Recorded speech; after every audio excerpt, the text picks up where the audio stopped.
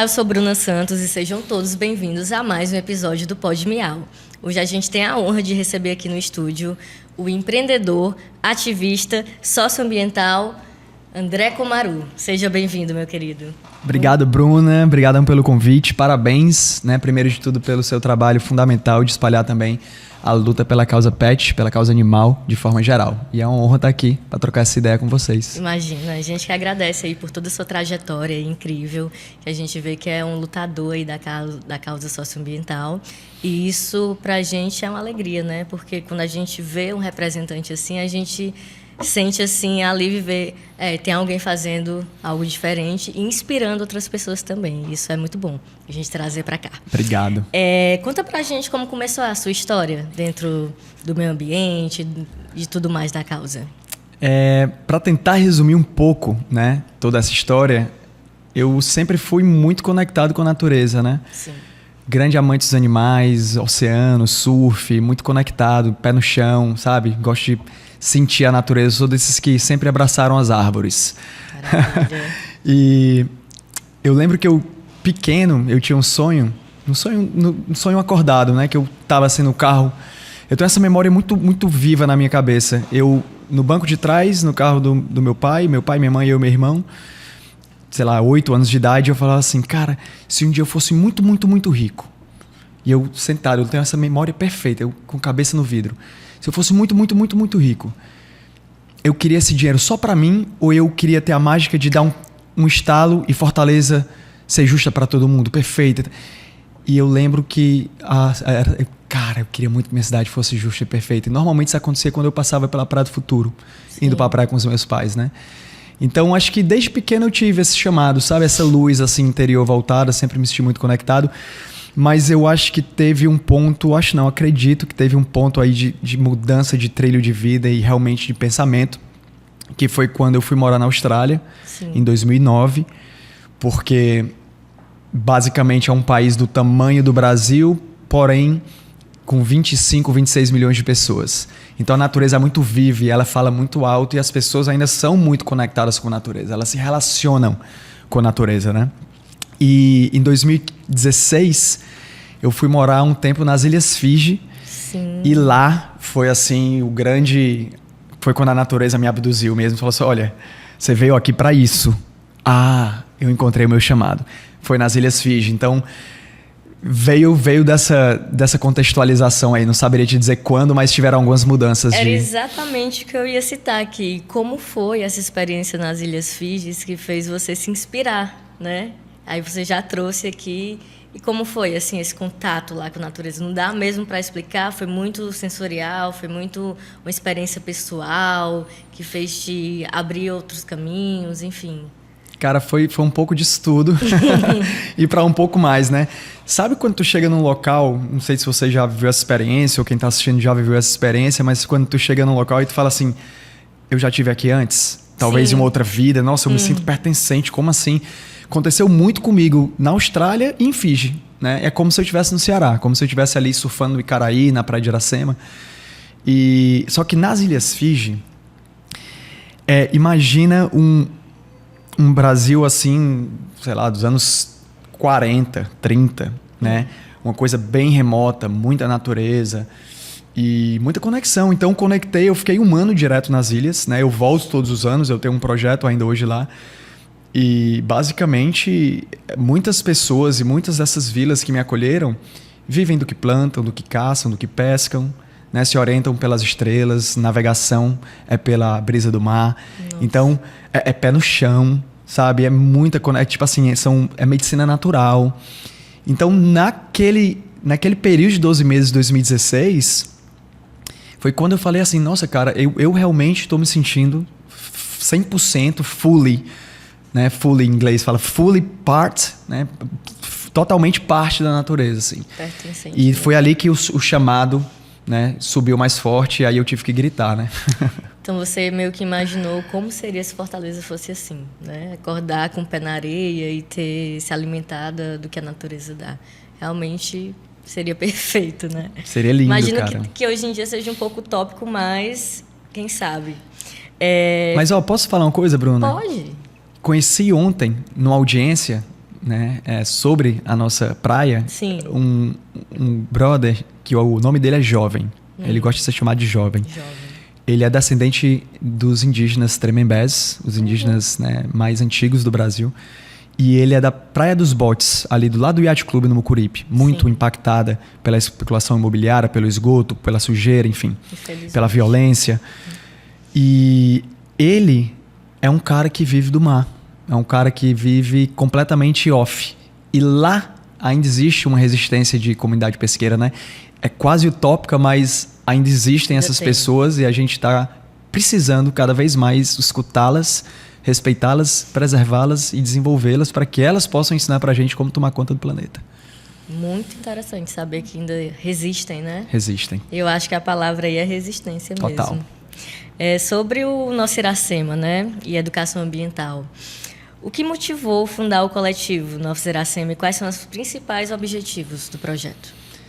De trás para frente, o objetivo do nosso coletivo, gente, é chacoalhar a cabeça dos seres humanos. Da iniciativa privada, do poder público, dos banhistas, turistas, comunidade. A gente quer trazer o incômodo, né? Para as pessoas entenderem que a forma com que a gente está se relacionando com o nosso planeta é um relacionamento muito tóxico. Né? Muito tóxico. Então hoje a gente extrai e a gente não devolve. A gente não ama, a gente não respeita, a gente não cuida. Então esse é o nosso objetivo, mudar esse insight. Falar assim, galera, nossa casa, nossa luta, então vamos amar e respeitar. E esse coletivo, ele surgiu justamente do meu incômodo, mas foi tão interessante, cara, assim, né, eu sempre falo, para não parecer deboche, realmente que o Brasil tem muito para ensinar para outras culturas, né, em diversos aspectos. Mas tendo ficado fora do Brasil direto, né, sei lá, 15 anos, em países como Fiji, Austrália, eu percebo que a gente tem muito para aprender. E tem uma coisa que a gente tem muito para aprender, Bruna, que é tomar conta da nossa casa.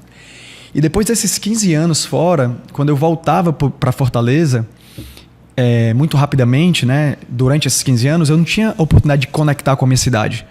Né, era muito rápido, era visitar mãe, pai, cachorro, papagaio, e já tinha que voltar, né, para o outro lado do mundo. E aí, quando eu decidi migrar de volta para casa, né, para minhas raízes, que isso foi em 2020, eu vi uma praia de Iracema extremamente suja e sucateada, e olhando para os arredores, nas ruas, e o pior era o ser humano completamente habituado a estar convivendo com a sujeira, com lixo, com esgoto. Então, assim, isso me incomodou tanto que eu falei, cara, preciso fazer uma coisa a respeito.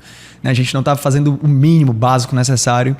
E aí eu comecei a desenvolver ações de limpeza de praia, comecei a convidar meus amigos e falar, galera, vamos dar uma nadada de um espigão pro outro, ali da Rui Barbosa até João Cordeiro, depois a gente sai, a gente faz uma limpeza de praia. E o negócio começou a rodar. E aí eu lembro que eu pensei assim, cara, se eu criar um Instagram na Nosso Iracema e começar a botar a boca no trombone, eu vou ter que me dedicar.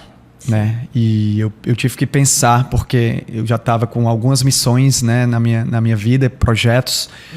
E eu decidi ir para cima e fui para cima e não me arrependo. E acho que a gente vem causando um impacto positivo bem legal. Com certeza. E a nível Brasil, né, que a gente está falando aqui de Fortaleza, Ceará, e é uma capital muito importante, né? Maior PIB do Nordeste, então são coisas que a gente vê aqui que poderiam ser melhores, né, de fato. 100%. Mas vamos continuar aqui sobre o nosso Iracema.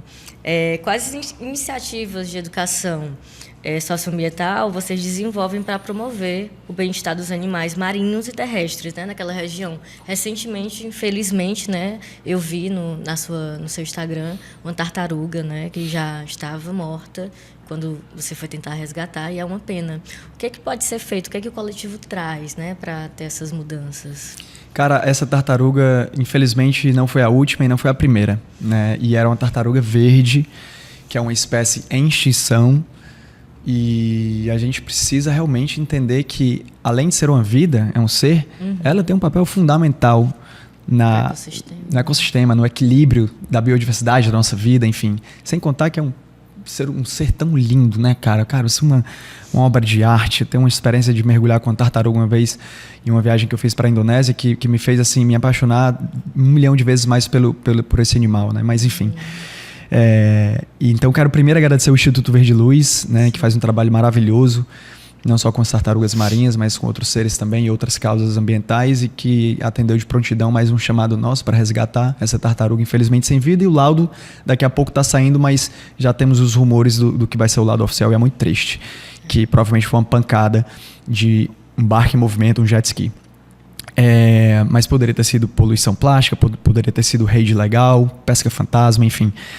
Mas o que é que a gente faz? A gente acredita no nosso coletivo, Bruna, que se você não conhece, você não cuida. Uhum. Se você conhece, você ama.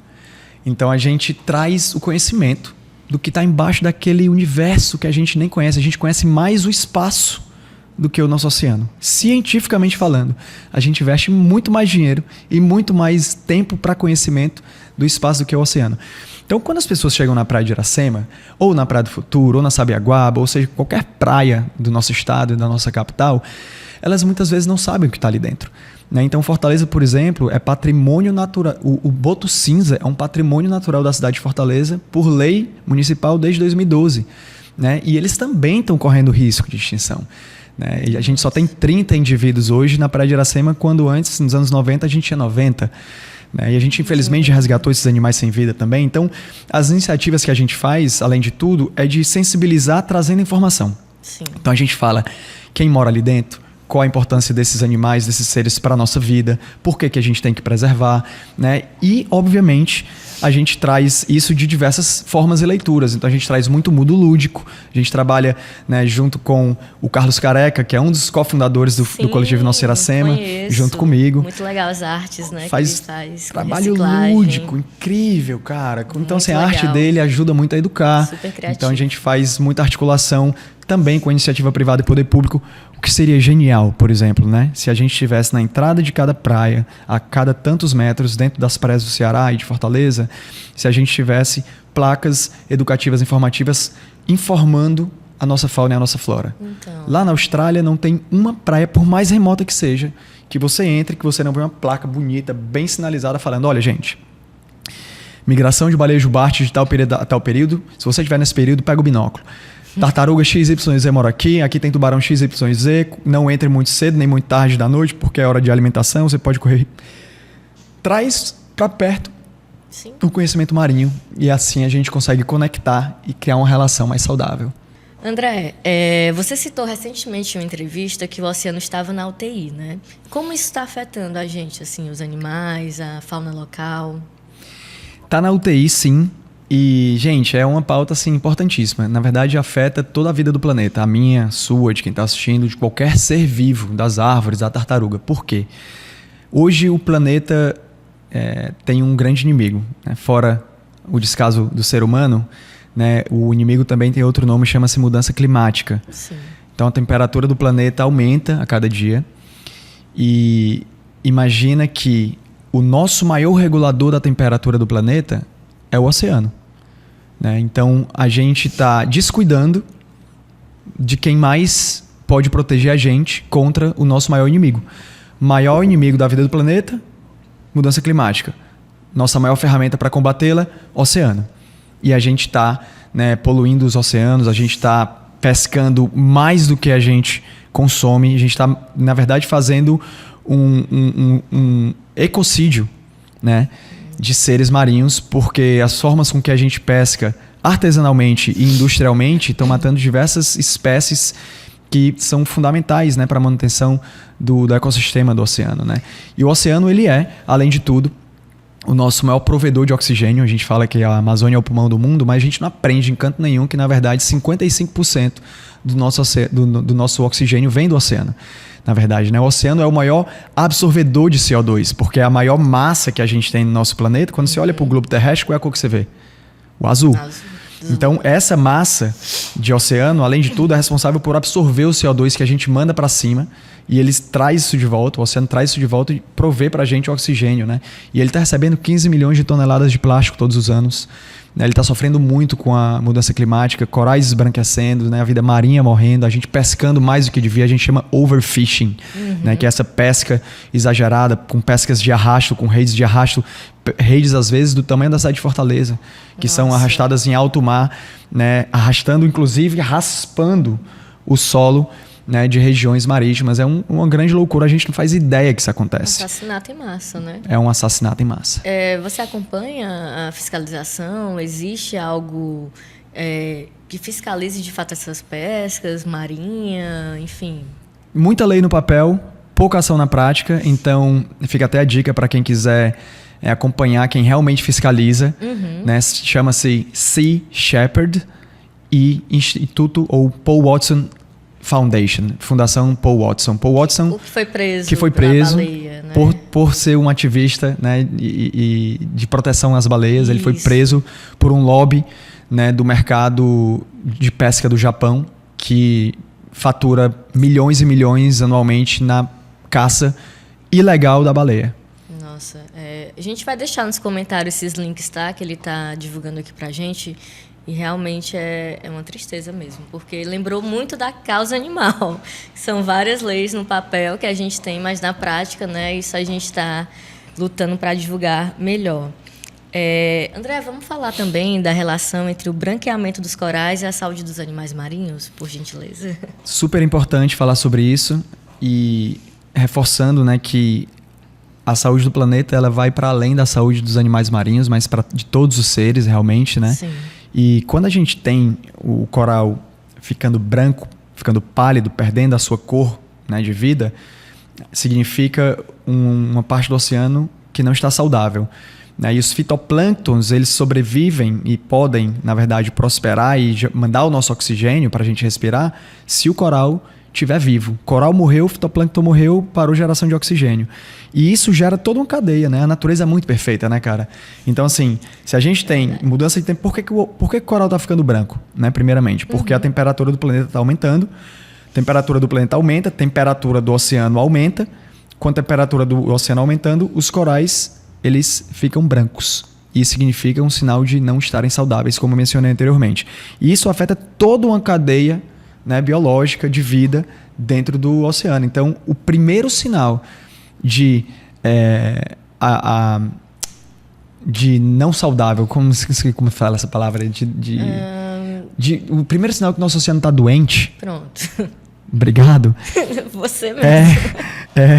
Justamente ver o branquecimento dos corais. E isso é muito, muito, muito perigoso. É um sinal de alerta. Então já está assim, no nível de alerta de muita atenção. Assim. Muitíssimo, muitíssimo. A maior barreira de corais naturais, né, do nosso planeta é na Austrália, a Great Barrier Reef.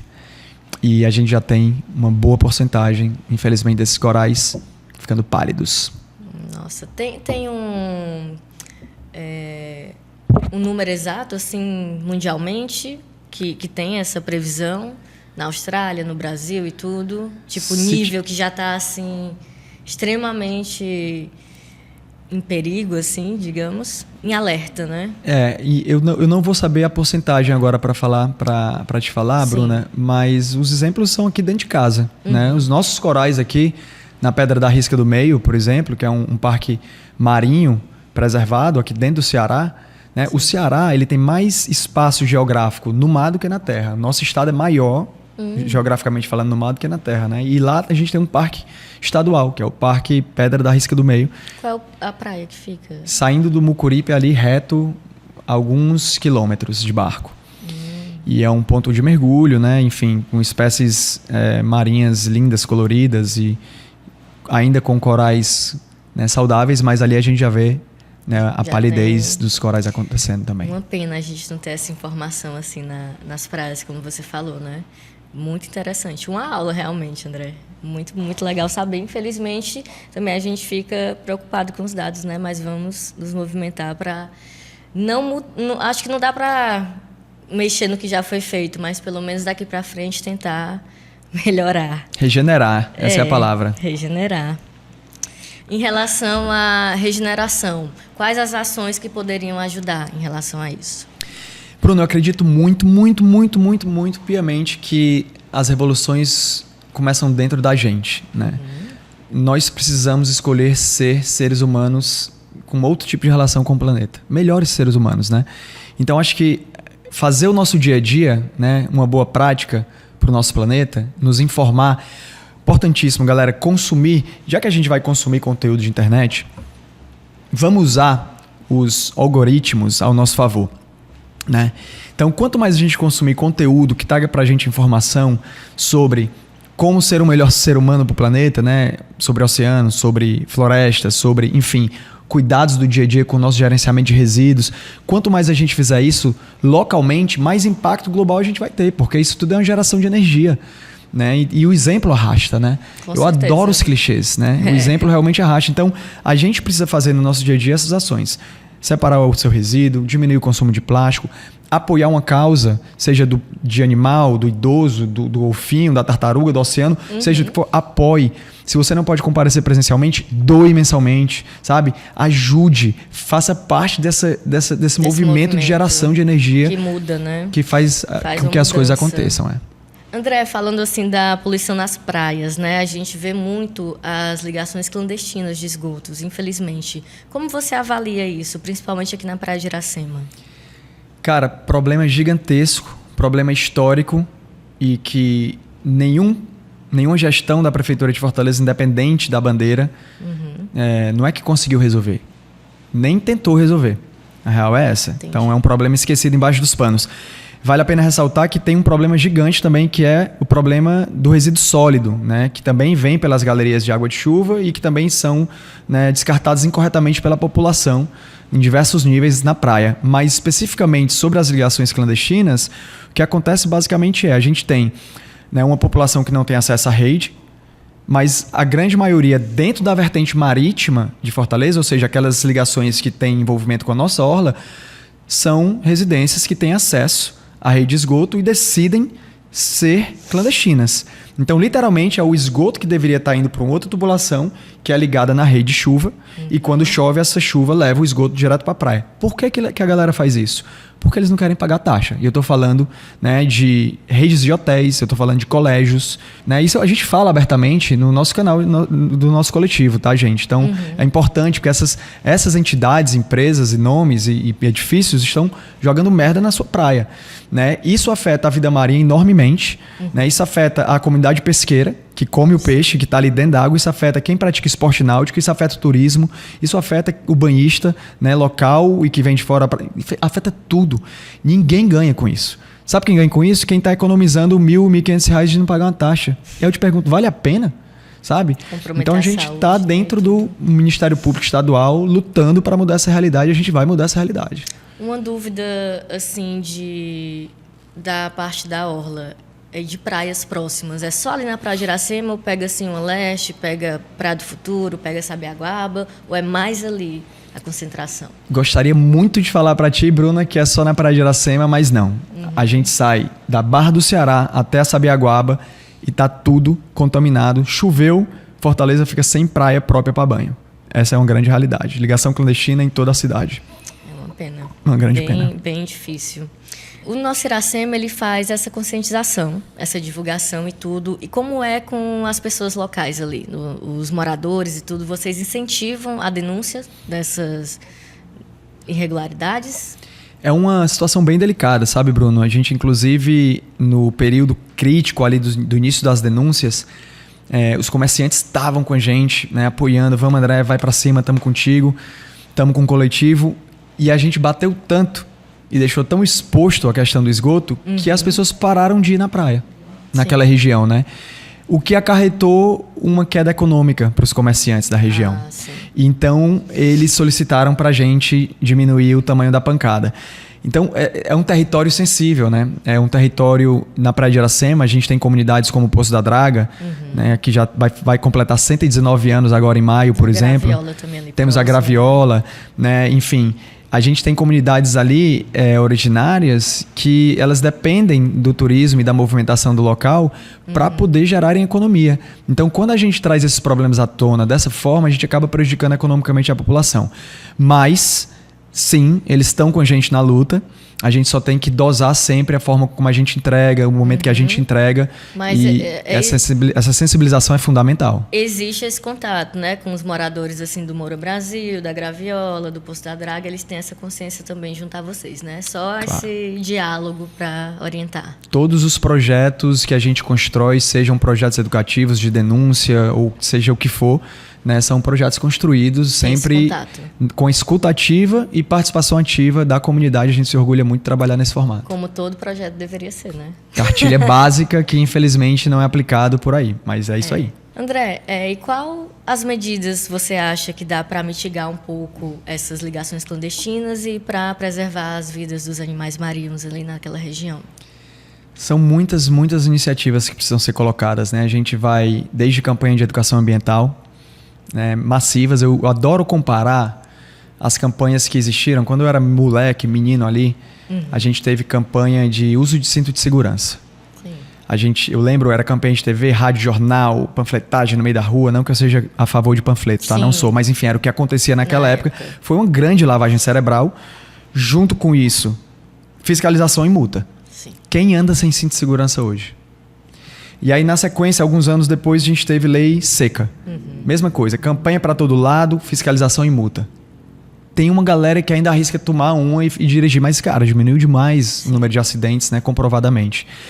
Para que a gente mude a consciência ambiental de uma população, de uma cidade do tamanho de Fortaleza, ou a gente encara esse problema com a mesma seriedade, investimento, criatividade e seriedade que a gente teve com as campanhas de cinto de segurança e lei seca, ou vai ser muito difícil. Então, esse é um primeiro passo.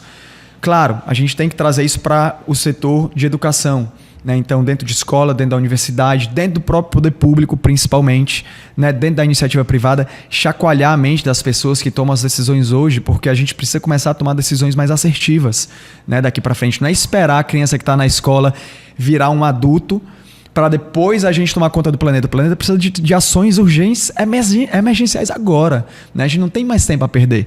A ONU, a Organização das Nações Unidas, fala muito sobre isso nos relatórios, né, de mudança climática. É desesperador o que está sendo dito lá, né? E chega a pouco aqui, mas a gente tem prazo de 20 anos até que a gente tenha uma média de temperatura de 1,5 graus acima do que a gente pode aguentar, né? E para isso a gente precisa tomar conta do planeta em todos os aspectos.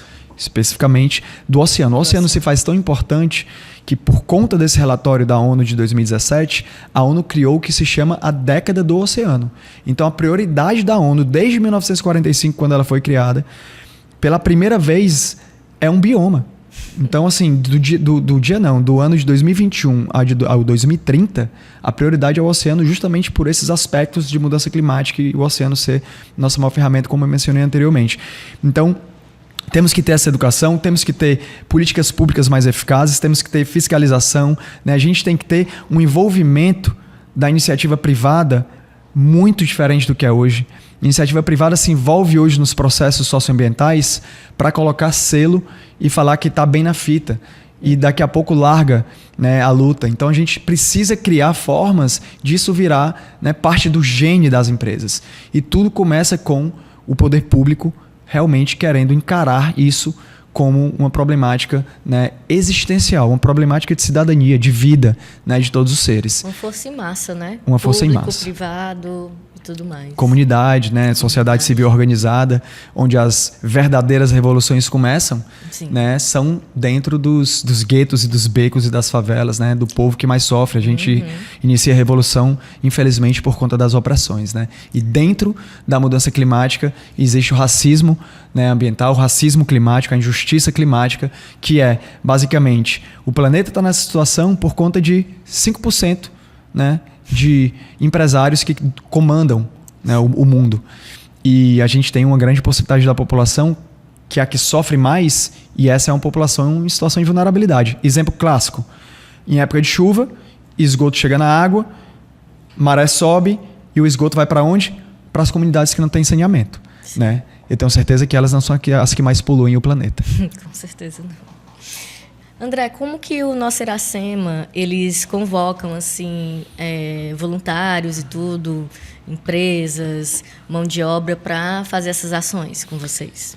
A gente usa bastante a nossa rede social, inclusive queria convidar vocês para seguirem o @nossa_Iracema, @nossa_Iracema. A gente é bem ativo lá, a gente faz todo um trabalho de divulgação, né, de mudanças do seu dia a dia, né, do que está errado na nossa cidade, no nosso estado, no nosso planeta, de forma geral, como você pode contribuir e fazer parte da mudança. E basicamente as convocações são feitas através de um link que tem na nossa bio, e a gente tem um grupo de Zap, e lá a gente fala especificamente sobre essas questões, organiza as ações de limpeza de praia, de educação ambiental, é bem legal. Em relação à iniciativa privada, nós além de tudo, além de sermos um braço voluntário com as comunidades, né, nós somos também um negócio de impacto. Então a gente traz oportunidades para a iniciativa privada tirar os seus colaboradores de dentro das quatro paredes e viverem uma realidade do que é uma sensibilização oceânica, de que é uma limpeza de praia, de uma conexão diferente. E, cara, isso sempre deixa legados que deixam as pessoas incomodadas em serem da mesma forma depois que passam por esses processos, né? Então a gente tenta engajar de diversas formas, né? O importante é a gente ter a experiência, botar a mão na massa e, além de tudo, trocar, né? Trocar informação, sensibilizar e tocar mesmo assim a chave que muda, né, o pensamento, né, de cada um de nós no nosso dia a dia. Perfeito. E qual é o principal desafio nessa mobilização que vocês enfrentam?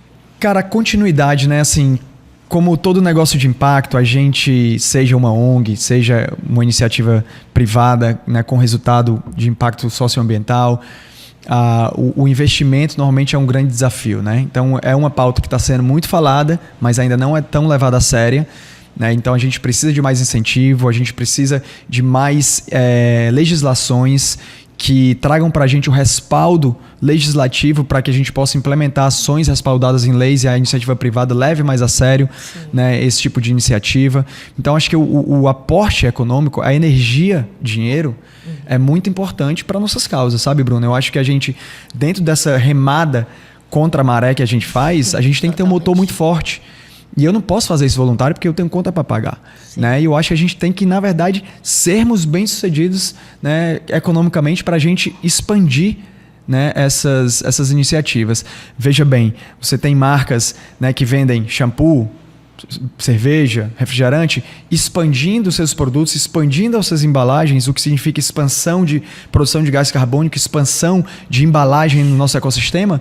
Por que nós, que tentamos consertar o problema, não podemos pensar em expansão, crescimento, mais investimento econômico? A gente tem que pensar diferente, sim. A gente não está atrás de esmola, a gente está atrás de investimento para a gente ficar ainda mais potente e fazer um trabalho ainda mais massa. Quando você fala assim, né, a gente pensa e escuta, tá errado, tem algo errado nisso, né, que é a realidade que a gente enfrenta. Mas é isso.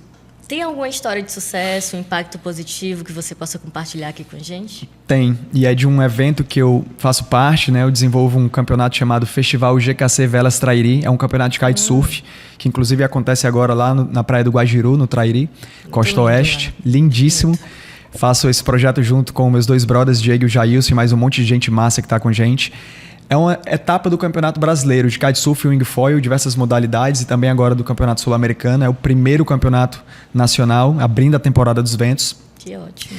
Mas além disso, a gente se orgulha muito, Bruna, de fazer um evento, e claro, essa é a parte que eu tomo conta, é um evento lixo zero. É um evento que empodera as comunidades de catadores. Pra você ter uma ideia, ao final dos 7 dias de evento, quem sobe no pódio no domingo, no sunset, os primeiros a subirem no pódio são os catadores e catadoras que trabalharam com a gente. E eles trabalharam com a gente contratados com diária, com EPIs, com treinamento, com a central de sustentável, onde eles fazem a segregação do evento, na feira de artesanato, como uma intervenção urbana artística com a cara da comunidade. Cara, é lindo. E a história de sucesso aí é que depois, né, do nosso festival, trazendo esse legado ambiental, a gente teve uma luta de bons anos aí para que essa cooperativa conseguisse um caminhão. Porque eles tinham um local de trabalho, mas não conseguiam sair do lixão. Por quê? Porque lá não tem aterro sanitário, eles tinham que ir para o lixão pegar o resíduo para voltar para o galpão deles de trabalho, porque não tinha um caminhão para coletar o resíduo na cidade.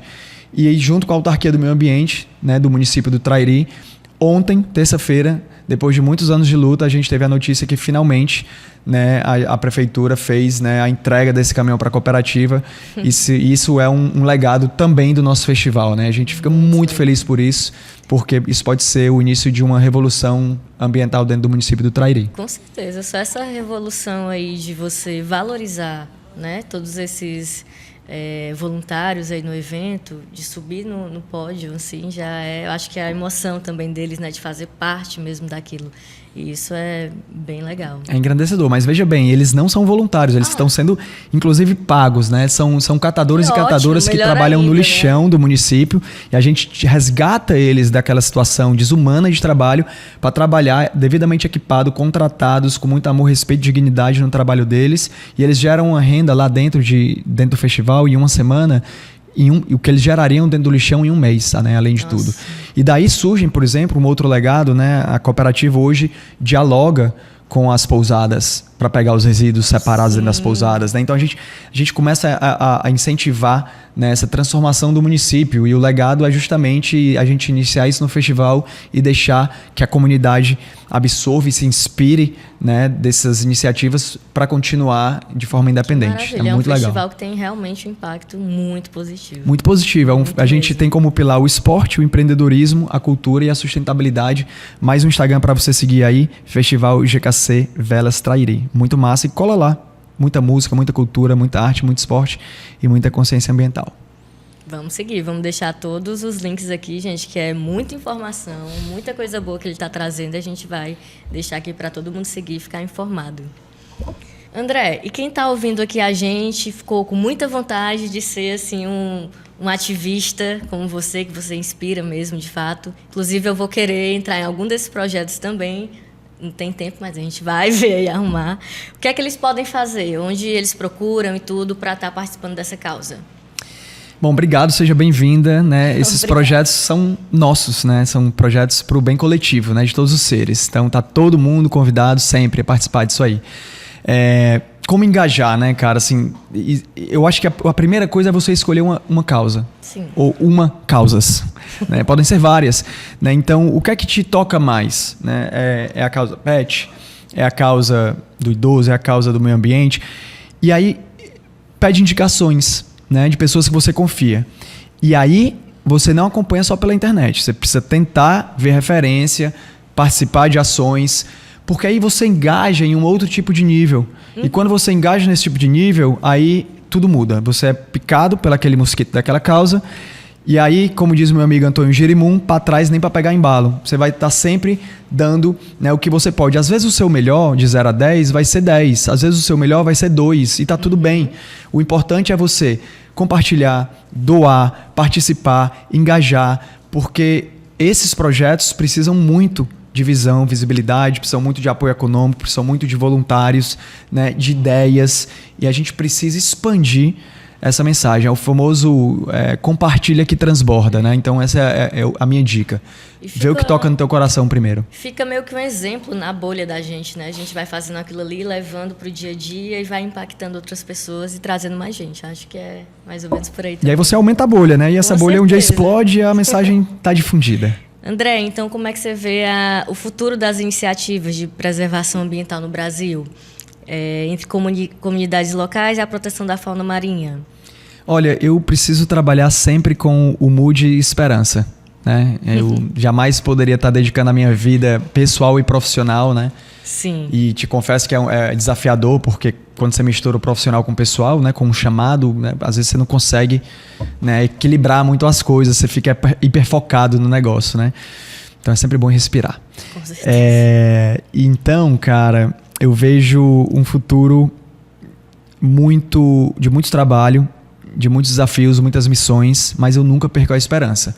Eu torço muito para que a gente consiga nos próximos anos, né, em níveis internacionais, que a gente possa fazer acordos melhores e execuções, principalmente na prática, desses acordos que estão sendo feitos, né? Então a gente vai ter esse ano, né, agora no segundo semestre, a COP30, lá em Belém, no Pará.